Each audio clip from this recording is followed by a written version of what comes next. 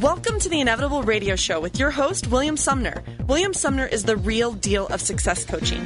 Tonight's topic, the real secret. Over 90% of listeners cannot or do not do anything after watching the movie The Secret. Bill has solved the law of attraction puzzle in a clear, concise, and powerful way. Welcome to the Inevitable Radio Show with your host, William Sumner. William Sumner is the real deal of success coaching.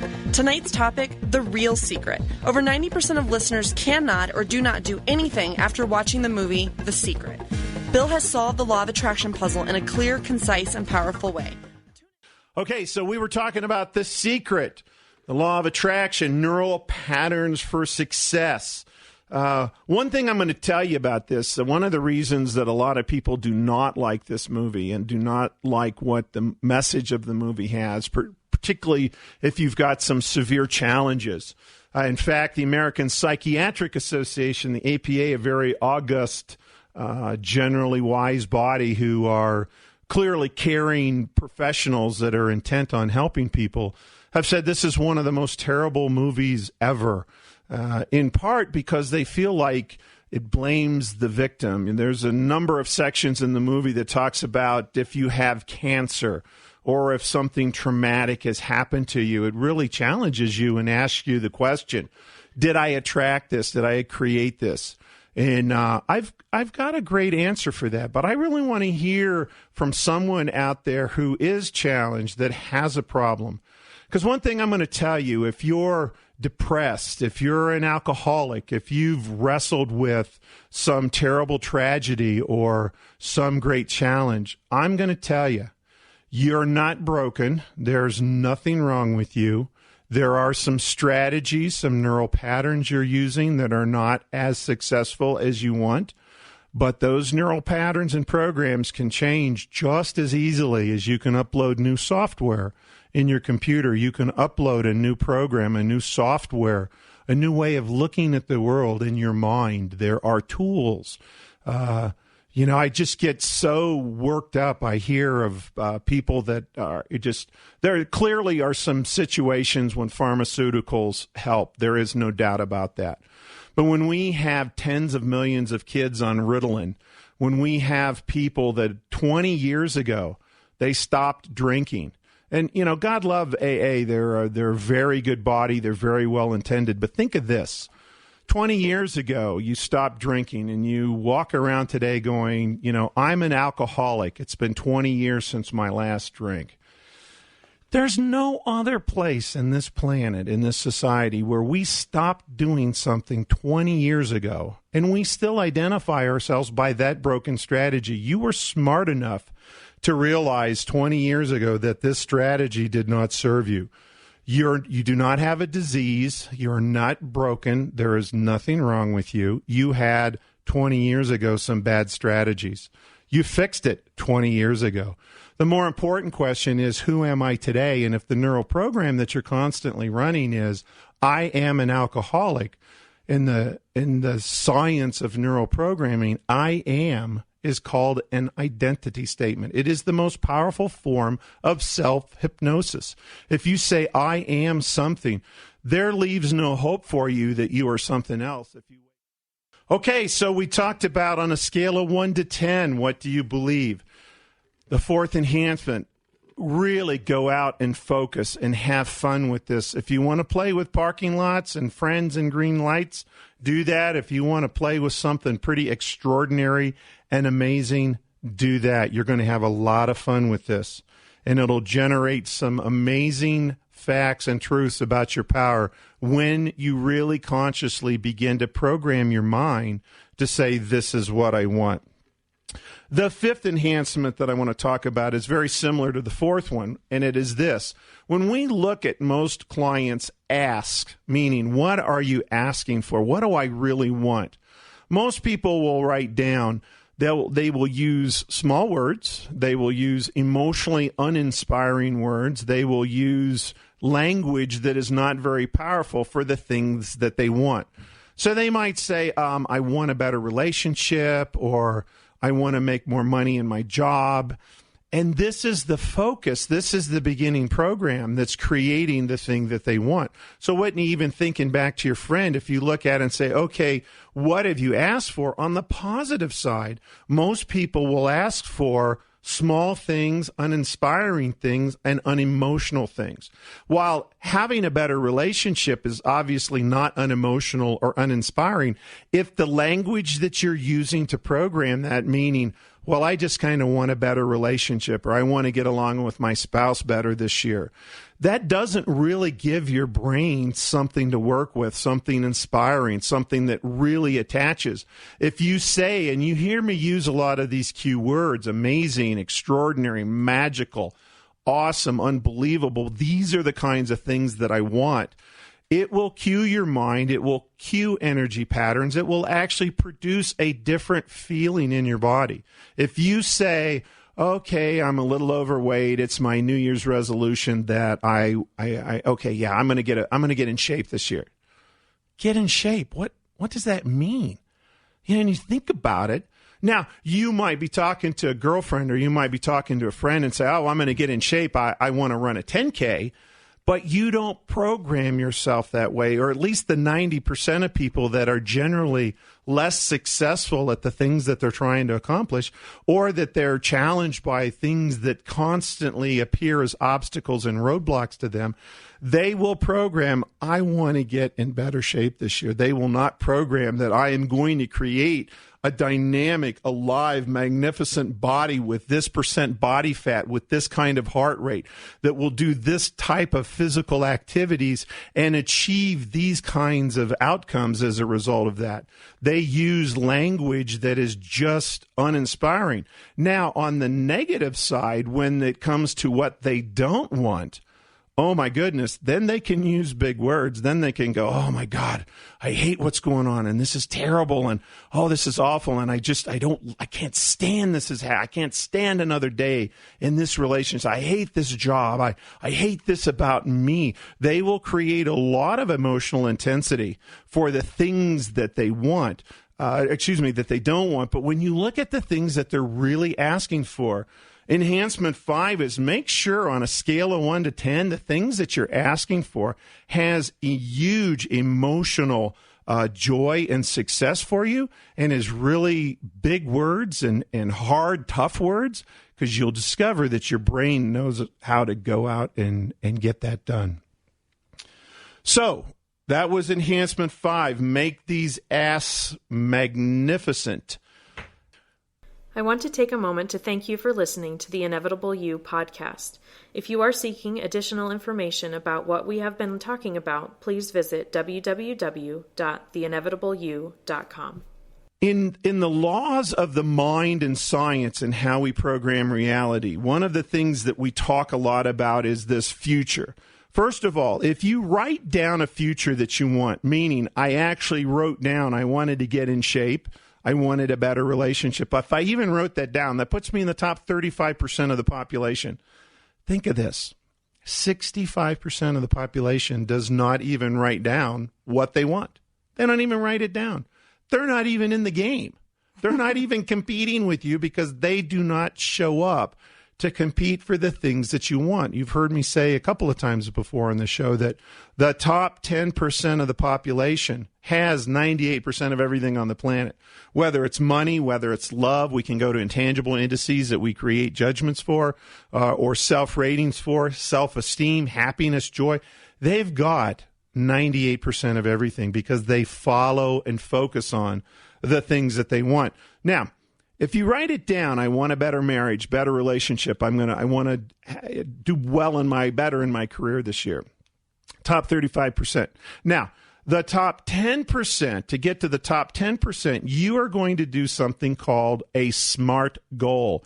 You are going to create a SMART, S-M-A-R-T goal.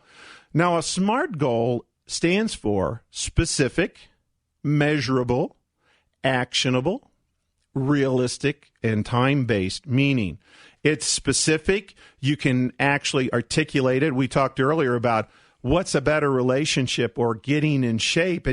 That's not specific. Your brain doesn't even know what to do with that. Your body doesn't even know how to feel that because there's nothing attached to it. It's got to be very specific. It's got to be measurable. A lot of people come in and say, hey, I want to make more money this year. They're going to pay a lot of money for coaching. I'll give them $1, say, look, you just got more money this year. I've succeeded. Oh, no, I want more money than that. Well, how much more? You've got to be able to create this goal as something that you can measure it. It's got to be something that you can act on. Having a better marriage is not really actionable for most people. Now, if you say, I'm going to create a date night for my spouse, I'm going to write a romantic card once a week, I'm going to bring flowers, I'm going to have a jar full of fun ideas that I'm going to do, I'm going to make sure that the honey-do list is done. Whatever that actionable thing, your brain goes, okay, I know how to do that. I know how to get a card. I know how to act on this. So specific measurable action. The next thing is realistic. Can you go out tomorrow? You might say, okay, I want $1 million tomorrow. Unless you got the winning lottery ticket, which there's a number of other million souls manifesting that as well, and we'll talk about that in a later enhancement. One of the reasons oftentimes why manifestations and creations don't come true is because you're busy manifesting against other people for limited resources. But again, there's some great tools we can talk about that. But it's got to be realistic. So if I said all of a sudden that I'm going to bench press 300 pounds tomorrow, I'm going to run the Boston Marathon in 3 hours and 30 minutes tomorrow, that may not be realistic for me. I might need to have a better trajectory, but make it a magnificent trajectory that is realistic, but really pushes your limits. And the last thing in a goal is it time-based? Do I know when I'm going to do it by? The top 10% of the population, when they do their New Year's resolutions, when they create lists for themselves, when they sit down and they look at the next quarter in their jobs. And think about this. Many of you out there listening know how to do some of this or even all of this in your job, but do you do it in your personal life? Do you write SMART goals for your relationships, for how you parent? Do you teach your kids how to do this? Some of the more controversial work that I do is in the area of addictions. And let me say this again. I love AA. They are great men and women. They are very well intended. They do a lot of great work on this planet. And there is work to be done beyond where they currently stop today. Caller called in and said, wow, I really like that. Nobody's ever told me that. I actually carry in my pocket a 19-year AA coin from a former alcoholic who said when I first started working with them, hey, I've been sober for 19 years, but I'm an alcoholic and I go to AA and I hand this off to other people. I give back to the organization, and that is all awesome. I love that work. I love that service. Well, let me tell you something. You are not broken. They will tell you it's a disease. It is not a disease. They will tell you you have a gene that predisposes you to a disease. Yes, you have a gene that predisposes you, as we all have genetic structures that predispose us to challenges and success in life. But one of the reasons why we know there's not cause and effect, and one of the neural tools and patterns that are in play here is cause and effect, is there's a lot of people that have the gene and they do not have the disease. And if you could see me doing the little quotation marks around the word disease, they have the gene, they don't have the disease because they don't have the neural strategy. Alcoholism is a neural pattern. It is learned sometimes from giants that taught us. Sometimes they teach us addictive patterns, and that's one of the reasons why a lot of people, when they stop drinking, they find another addiction because they've beaten alcohol as an addiction, but they haven't beaten the addiction strategy. So they go put on weight, or they begin smoking, or they create another addiction to meet their needs. And when you begin to understand how these neural strategies play out, alcoholics are not alcoholics. They are not broken. There is nothing wrong with them. They have an alcoholic strategy. And many of them learned a long time ago, it doesn't serve them. You know, Bill, I had a question for you earlier. I was listening to you talk about asking with The Secret, and a lot of things where I want this and I want that. And I guess my question is, does wanting lead to more wanting? I heard you talk about the SMART goals, and then you went into, rather than I want this and that, you said I'm going to do this and that. So what would the vocabulary look like for someone who is creating the reality they really want for themselves? Great question.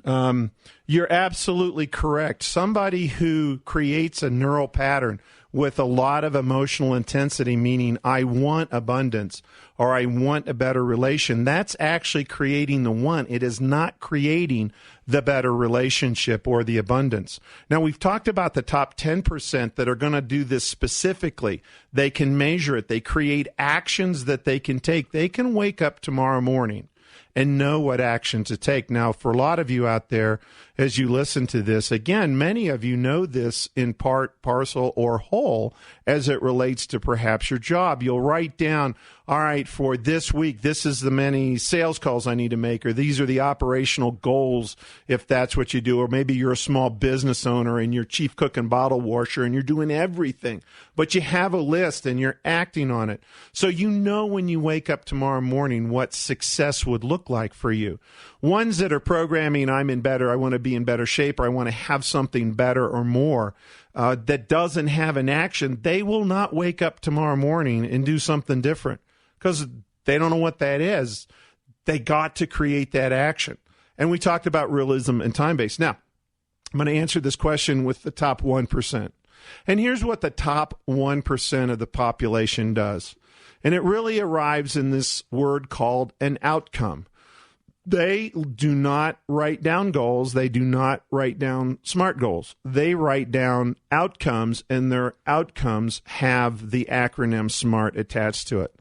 So when you think about what's the difference between a goal and an outcome, most people know this. They go, oh, well, goals in the future and the outcome is already done. Well, in fact, when you think about it, Roger Bannister, when he ran his 4-minute mile in 1956, he trained and trained and trained because 1957 he was going to medical school.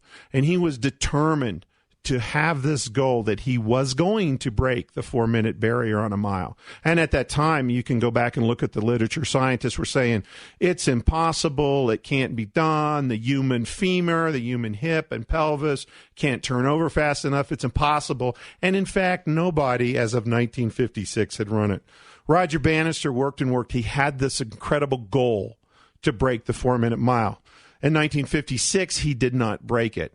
In 1957, he reported to medical school, and it was a very hard school. He was in Cambridge in England, attending medical school. He actually, that summer, spring, fall of that year, had virtually 90% of his training disappeared. He was only running 10% of what he ran the previous year when he came very close to breaking, but did not break it. And so what he did do to occupy his time is he would see himself over and over again. He would run that exact race step by step over and over again. He would see the splits on the stopwatch. He would see the stopwatch recording 3:59, 3:59, 3:59. And he did this literally thousands of times through that fall, summer, fall, winter, going into the spring track season. With less than 10% of his original training, he broke the 4-minute barrier that year.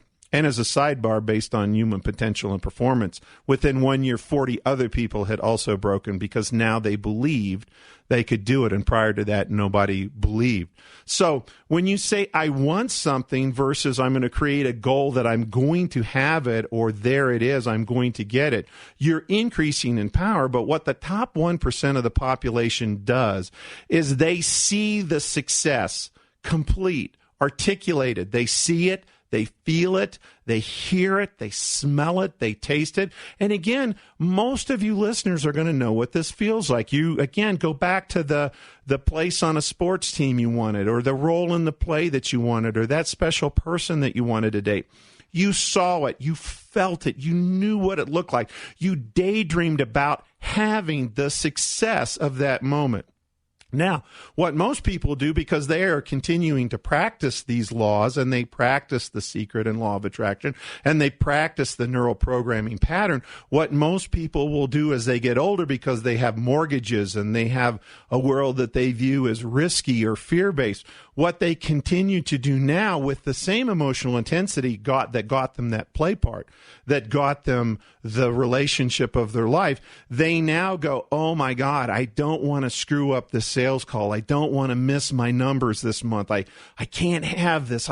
I'll lose my house, or I can't make my payments, or what am I going to do? And I just really can't screw this up. And this is so powerfully the I don't want to spill the milk program running. Most people create the outcome. They see themselves losing the deal. They see the relationship not working. They see the failure occurring in their life, and they put a lot of anxiety and stress around it.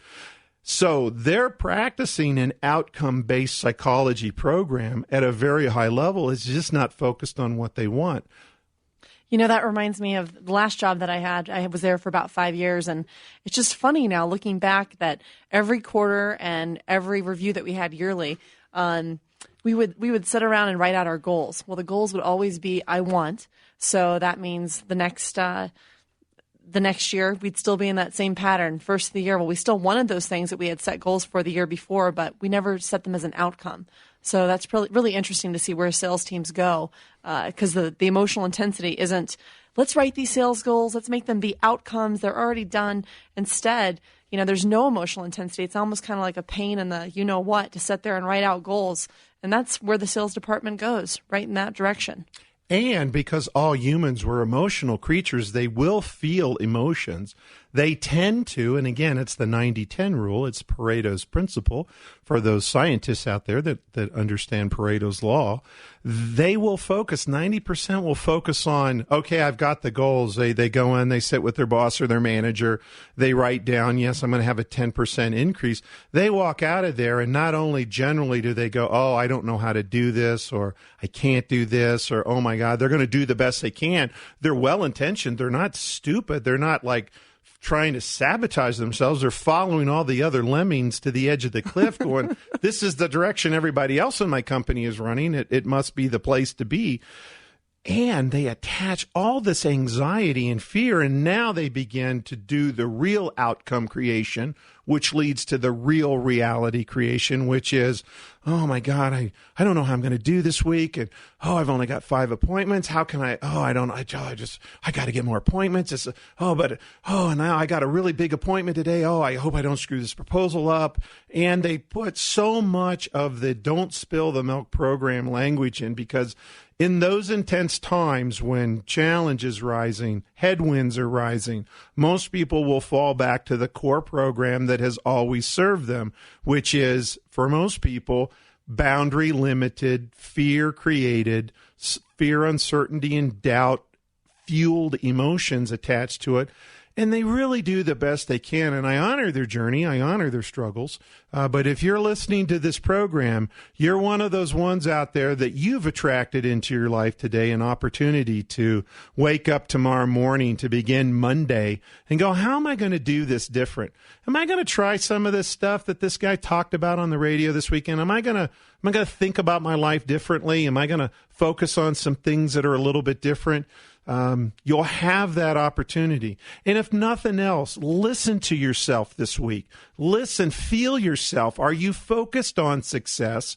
Are you feeling successful? Are you seeing and taking the action that the successful people take? So whether it's the number one salesperson, whether it's that amazing magical couple that everybody knows, one or two of them somewhere in their lives, but most of them, again, don't act that way. They act in their current patterns. And then understand, this is what I get, or this is what I deserve, or they create a story or reason like, well, my spouse doesn't deserve it, or I've got a dumb boss, or my product's not that good, my job, or the gym isn't working, and they create all the reasons why they can't do this, and they struggle with it.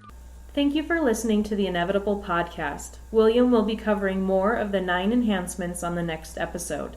To learn more about this extraordinary coaching system, please visit our website at www.theinevitableyou.com, where you can begin transforming your life today.